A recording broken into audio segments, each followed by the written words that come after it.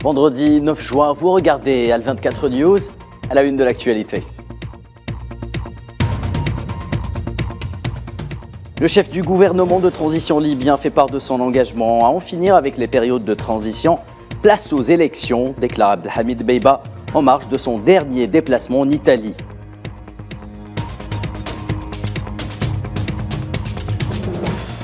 « 24 heures de trêve annoncées au Soudan au moment où l'envoyé spécial de l'ONU est déclaré persona non grata par les autorités soudanaises.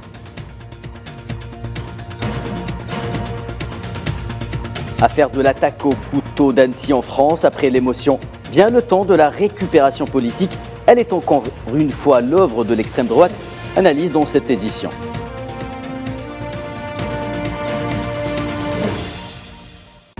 Et puis, Ligue des Champions, clap finale ce samedi à Istanbul. À qui sourira la coupe aux grandes oreilles, au Nerazzurri de Lautaro Martinez ou aux Citizens de Riyad Mahrez. Vous connaîtrez le pronostic d'un des derniers vainqueurs de la compétition du côté de l'Inter de Milan. Madame, Monsieur, bonsoir. Avant de développer les titres de cette édition, le ministre algérien de l'Agriculture Mohamed Henni a été reçu vendredi par le président vénézuélien Nicolás Maduro à Caracas. Une rencontre qui intervient en marge de la participation du ministre algérien aux travaux de la 4e session du comité intergouvernemental algéro-vénézuélien. Mohamed Henni a échangé avec le président Maduro sur plusieurs questions et sujets de préoccupation pour les deux parties afin d'élargir les horizons de partenariat et de coopération entre l'Algérie et le Venezuela. A noter également que cette visite vise à mettre en œuvre les décisions des autorités supérieures prises lors du sommet bilatéral entre les dirigeants des deux pays, tenu à l'occasion de la visite d'amitié et de travail du président Maduro en Algérie en juin 2022. Dossier palestinien, le jeune Mohamed Bayatsa, âgé de 29 ans, a été abattu vendredi par les forces d'occupation sionistes à l'ouest de Ramallah, dans le centre de la Cisjordanie occupée. Le martyr est tombé sous les balles des forces d'occupation sionistes. Une journée également marquée par de nombreuses incursions et interpellations contre des civils palestiniens dans la même région, mais également à Jénine et à El Khalil. Le ministère des Affaires étrangères palestinien a exhorté jeudi la communauté internationale à agir contre les opérations de démolition menées en Cisjordanie occupée par l'entité sioniste contre des habitations appartenant à des citoyens palestiniens. La diplomatie palestinienne a dénoncé l'assaut mené dernièrement par les forces d'occupation sionistes contre plusieurs villes palestiniennes où des maisons ont été démolies.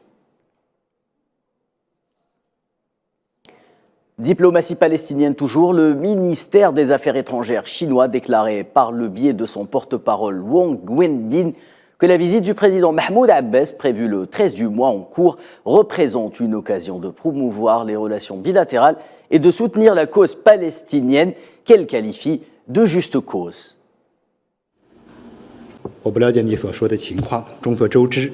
La Chine soutient toujours le peuple palestinien dans sa juste cause de restauration des droits légitimes. Le président Xi Jinping a envoyé des messages de félicitations à la réunion commémorative spéciale de l'ONU à l'occasion de la Journée internationale de solidarité avec le peuple palestinien pendant 10 années consécutives et a soulevé les initiatives de la Chine pour promouvoir à plusieurs reprises le règlement de la question palestinienne. Il a aussi souligné la nécessité de promouvoir fermement un règlement politique de la question palestinienne sur la base de la solution à deux États et de renforcer les efforts internationaux en faveur d'un règlement pacifique. Au Conseil de sécurité des Nations Unies, la Chine continuera à travailler dur avec la communauté internationale pour un règlement global, juste et durable de la question palestinienne dans les meilleurs délais. Le secrétariat général de la Conférence générale des partis arabes condamne les manœuvres militaires dites Lion Africa 2023 au Maroc et à laquelle prend part l'armée sioniste. La conférence pointe du doigt un développement dangereux qui laisse présager du rôle de Rabat dans la promotion de la normalisation avec l'entité sioniste usurpatrice et faisant du Maroc une nouvelle porte d'entrée du projet sioniste sur le continent africain. Nous l'évoquions au titre en Libye, le chef du gouvernement d'Union nationale Abdelhamid Beiba a réaffirmé toute sa volonté d'en finir avec les périodes de transition dans son pays. Lors d'un entretien accordé à l'agence italienne Nova, Dbeibeh a déclaré qu'il était impératif d'aller à des élections en Libye et que le travail de son gouvernement consistait à soutenir les efforts de l'envoyé spécial des Nations Unies en Libye et de garantir la sécurité des électeurs, mais également des élections. Soudan également dans l'actualité, l'émissaire de l'ONU au Soudan, Volker Perthes, a été déclaré persona non grata par le gouvernement soudanais, qu'il accuse d'avoir une responsabilité dans la guerre. Pour rappel, le général Abdel Fattah al-Burhan réclamait depuis le mois de mai dernier le départ de Perthes dans une lettre adressée au secrétaire général des Nations Unies, Antonio Guterres. Et c'est sur l'annonce d'une nouvelle trêve de 24 heures qui entrera en vigueur dès demain que les Soudanais vivent durant ces dernières heures. Une trêve de plus qui pourrait être violée, disent-ils, au moment où la situation bascule dans un statu quo qui n'augure rien de bon. Tinhinan Makassi. Ce sont des heures expectatives qui s'annoncent au Soudan. L'armée soudanaise et les forces de soutien rapide ont accepté ce vendredi une trêve de 24 heures, à compter de samedi 6 heures du matin, a déclaré la médiation saoudienne, et prendra effet sur l'ensemble du territoire. Cette annonce intervient alors que les combats entre les deux parties belligérantes se poursuivent encore vendredi, en particulier à Khartoum et aux abords d'un des plus importants complexes militaires du pays. Selon le syndicat des médecins soudanais, ce conflit a déjà fait plus de 1800 morts. De son côté, l'ONU a fait état de 2 millions de déplacés et réfugiés. Cette éventuelle journée de trêve se veut avant tout humanitaire, puisque les deux parties se sont engagées à un cessez-le-feu durant sa durée, et ainsi permettre l'arrivée de l'aide humanitaire dans tout le Soudan. Même si les observateurs ont accueilli positivement cette énième annonce, ils estiment que 24 heures ne sont pas suffisantes en vue de la gravité de la crise humanitaire que traverse le Soudan depuis le début des affrontements le 15 avril dernier. Et depuis cette date, plusieurs trêves ont été annoncées, sans être respectées. La dernière était celle du 22 mai dernier, une trêve sans cessez-le-feu. À noter que les deux parties se jettent mutuellement la responsabilité de l'échec de ces trêves avortées. Au Mali, au moins un soldat appartenant à la mission des Nations Unies MINUSMA a été tué, tandis que 4 autres ont été blessés vendredi à la suite d'une embuscade dans le nord du pays, à proximité de la ville de Ber. C'est ce qu'a annoncé la MINUSMA sur son compte Twitter. Dossier du conflit en Ukraine, la Russie rapporte que des combats ont eu lieu dans la région de Zaporijia au moment où l'Ukraine se dit prête, quant à elle, à lancer une contre-offensive d'ampleur. Ces développements surviennent, on le rappelle, dans un contexte tendu lié à la destruction du barrage de Kakhovka dans la région de Kherson.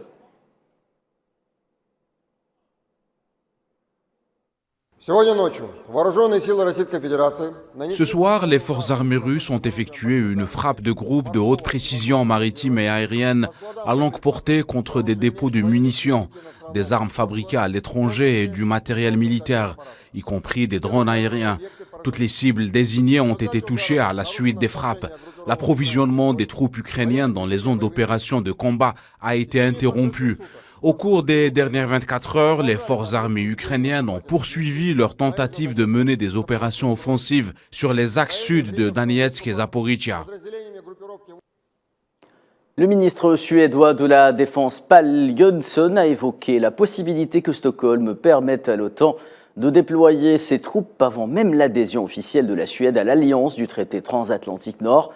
Pour rappel, les autorités suédoises ont formulé une demande officielle pour rejoindre l'OTAN dans la foulée du conflit en Ukraine, une demande toujours en suspens en raison du veto exprimé par la Turquie.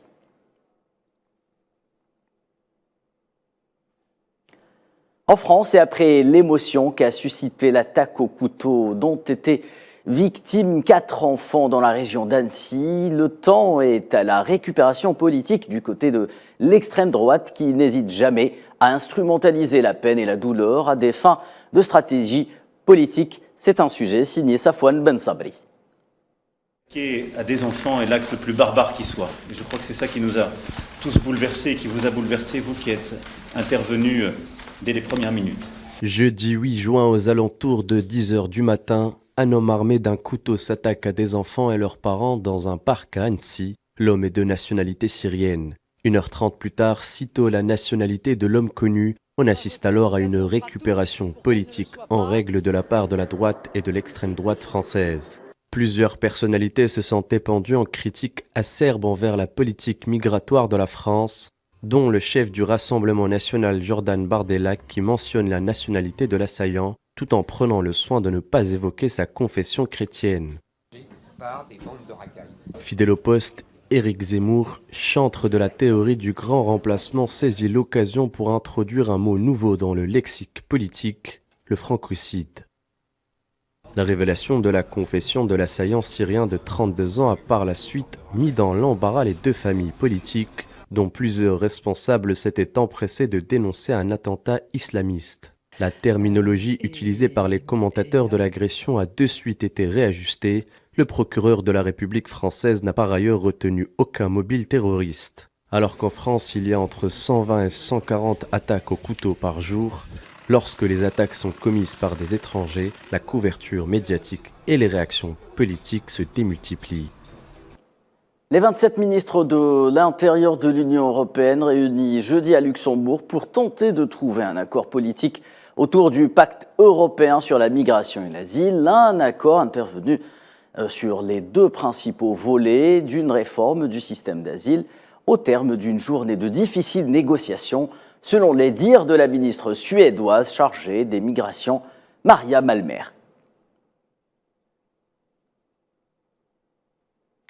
La visite de 2 jours du Premier ministre britannique Rishi Sunak à Washington vient réchauffer les relations entre les deux pays qui partagent déjà les mêmes positions concernant plusieurs dossiers, notamment le conflit en Ukraine ou encore en ce qui concerne la Russie et la Chine. Les deux dirigeants britanniques et américains ont annoncé une nouvelle coopération renforcée dans l'industrie de défense, du nucléaire civil et de la transition énergétique. C'est un sujet signé Souhila Kilal.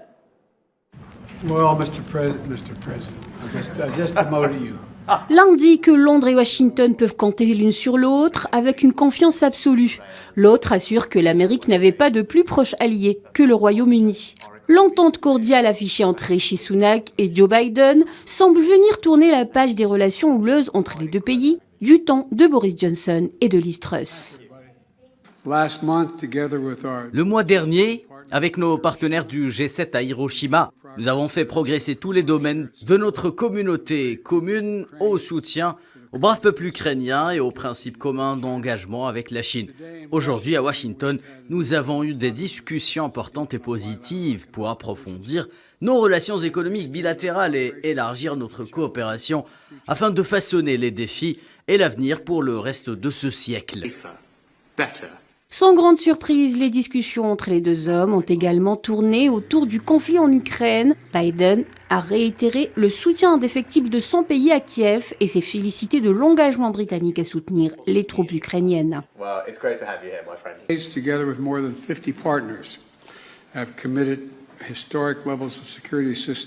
Nous avons également discuté de notre soutien indéfectible au peuple ukrainien qui se défend contre l'agression la plus brutale que nous ayons vue depuis longtemps de la part de la Russie et de Poutine. Le Royaume-Uni et les États-Unis ainsi que d'autres, plus de 50 partenaires, ont engagé des niveaux historiques d'aide à la sécurité à l'Ukraine. Et je tiens à remercier le Premier ministre pour son leadership fort qui a fourni des quantités importantes d'aide à la sécurité et à la formation des troupes ukrainiennes afin qu'elles puissent utiliser efficacement l'équipement et les munitions que nous avons fournis collectivement. Le Premier ministre britannique et le président américain ont par ailleurs annoncé un nouveau partenariat économique. Une déclaration atlantique qui prévoit entre autres une coopération renforcée dans l'industrie de défense, le nucléaire civil et l'approvisionnement en métaux indispensables à la transition énergétique, afin de contrer l'expansion de la Chine et de la Russie. La Chine et la Russie sont prêtes à manipuler, exploiter ou voler notre propriété intellectuelle, à utiliser la technologie à des fins autoritaires ou à nous priver de ressources vitales telles que l'énergie. Elles n'y arriveront pas. Aujourd'hui, nous avons adopté la Déclaration Atlantique, un nouveau partenariat économique pour une nouvelle ère d'un type qui n'a jamais été adopté auparavant. En matière de défense, le président américain a promis d'ouvrir le marché aux industriels britanniques afin de doper le développement d'armes sophistiquées telles que les missiles hypersoniques. Taillés pour faire face à la Chine, l'accord porte aussi sur l'intelligence artificielle, la sécurité énergétique et la fiabilité des chaînes d'approvisionnement. Des nouvelles de l'affaire dite des archives de la Maison-Blanche. L'ex-président américain Donald Trump a été inculpé par la justice.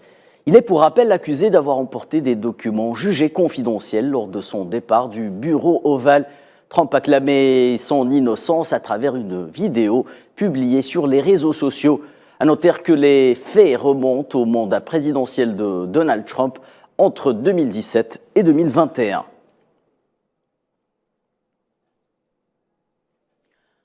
Un mot d'économie en Turquie, le président Recep Tayyip Erdogan a nommé Hafida Erkan à la tête de la Banque centrale turque. Hafida Erkan, qui est passé entre autres par la First Republic Bank et Goldman Sachs, aura la lourde tâche de s'attaquer aux deux problèmes endémiques de l'économie turque, à savoir la réduction de l'inflation et la stabilisation du niveau de la monnaie locale, la livre.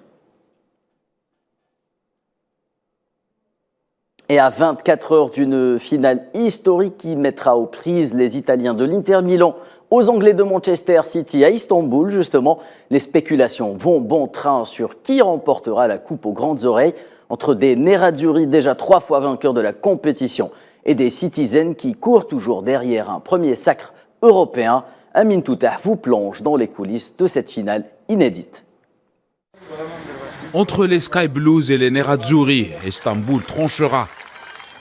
La ville turque vibrera à nouveau aux couleurs de la finale de la Ligue des champions européenne, 18 ans après la finale d'anthologie entre Liverpool et le Milan AC. Cette fois-ci, ce sera le rival, l'Inter de Milan, qui se mesure à Manchester City pour une affiche exceptionnelle, mais surtout inédite. Les poulains de Guardiola aspirent à une première levée du trophée continental dans l'histoire du club mancunien qui a affiché explicitement ses ambitions depuis la phase des poules. Quand il est arrivé à City, il avait la possibilité d'acheter beaucoup de joueurs, de dépenser beaucoup d'argent, mais voyez-vous, vous ne pouvez pas acheter de trophées. Il avait donc raison de construire une équipe et c'est ce qu'il a fait.